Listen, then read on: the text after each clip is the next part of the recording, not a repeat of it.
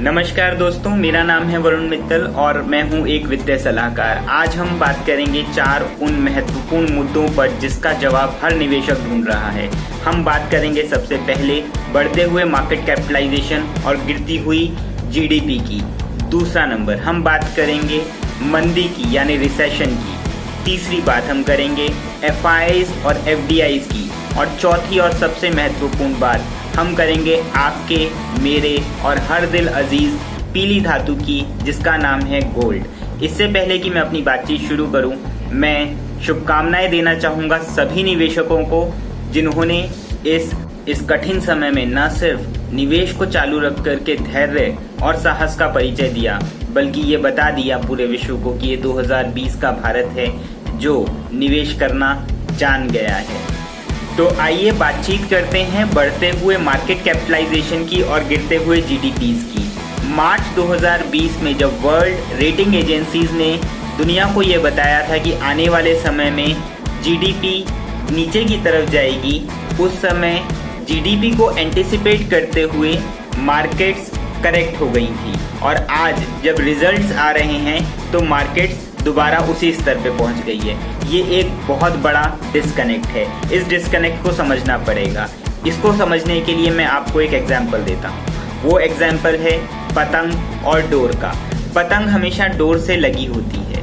पतंग है market capitalisation और डोर है जीडीपी। जैसे जैसे डोर आगे चलती है वैसे वैसे पतंग ऊपर उड़ती है। पर यहाँ पर जब डिस्कनेक्ट हो जाता है तब हम ये अंदाजा नहीं लगा पाते कि पतंग कितनी दूर जाएगी। ठीक उसी प्रकार से जिस प्रकार यहाँ मार्केट कैपिटलाइजेशन का जीडीपी से डिस्कनेक्ट हो गया है, जीडीपी नीचे रह गई है और यहाँ से पतंग यानी मार्केट कैपिटलाइजेशन अब कितनी आगे तक जाएगी ये अंदाजा लगा पाना मुश्किल है। दूसरी बात करते हैं हम मंदी की। ये बात पहली बात से कनेक्टेड है। किस प्रकार से? जब जीडीपी का कनेक्शन मार्केट कैपिटलाइजेशन से टूट चुका है तो जो रिसेशन आता है, जो मंदी आती है, वो जीडीपी के अंदर आती है, मार्केट्स में मंदी नहीं आ रही है। तो यहाँ पर क्योंकि जीडीपी में मंदी आएगी तो मार्केट कैपिटलाइजेशन अपने हिसाब से आगे मूव कर सकती है। तीसरी बातचीत हम लोग करेंगे एफआईआईज एंड एफपीआईज की, foreign institutional investors and foreign portfolio investors. देखिए 1991 से लेकर के अब तक एफआईआईज हिंदुस्तान के अंदर आए हैं और मुश्किल से 2 या 3 बार ऐसी स्थिति बनी है जब एफआईआईज एंड एफपीआईज अपने देश में पैसा लेकर के गए हैं। निश्चित रूप से जब भी इस तरह की परिस्थितियां बनी हैं, मार्केट करेक्ट हुए हैं।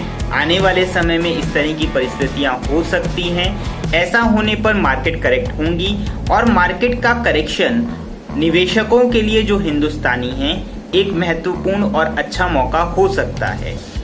अब चौथी और अंतिम बात हम लोग करेंगे गोल्ड के बारे में।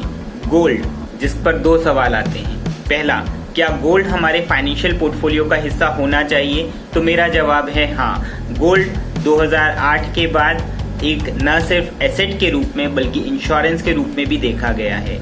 यह मार्केट के अनस्टेबल होने पे पोर्टफोलियो को स्टेबिलिटी देता है। तो दूसरा सवाल आता है कि गोल्ड पोर्टफोलियो का कितना हिस्सा हो सकता है? 5 से 7% तक रिस्क एपेटाइट के हिसाब से गोल्ड को अपने फाइनेंशियल एसेट में स्थान दिया जा सकता है। दूसरा सवाल, क्या गोल्ड ने इतना अच्छा अभी तक किया है मंदी के दौर में, आगे भी वो इतना ही अच्छा करता रहेगा? इसका जवाब भी हो सकता है कि हाँ हो। पर ध्यान रहे कि मार्केट के अंदर जब तक अनस्टेबिलिटी रहेगी, जीडीपी जब तक अनस्टेबल रहेगी, तभी तक गोल्ड अच्छा करेगा। अन्यथा तो गोल्ड हमेशा इन्फ्लेशन के आसपास की रिटर्न देता रहा है। इन 4 महत्वपूर्ण मुद्दों पर हम लोगों को बातचीत करने का मौका मिला। इसके लिए बहुत बहुत शुक्रिया। आगे भी आने वाले समय में हम लोग ऐसे ही ज्वलंत मुद्दों पर अपने विचार रखते रहेंगे। बहुत बहुत शुक्रिया। धन्यवाद।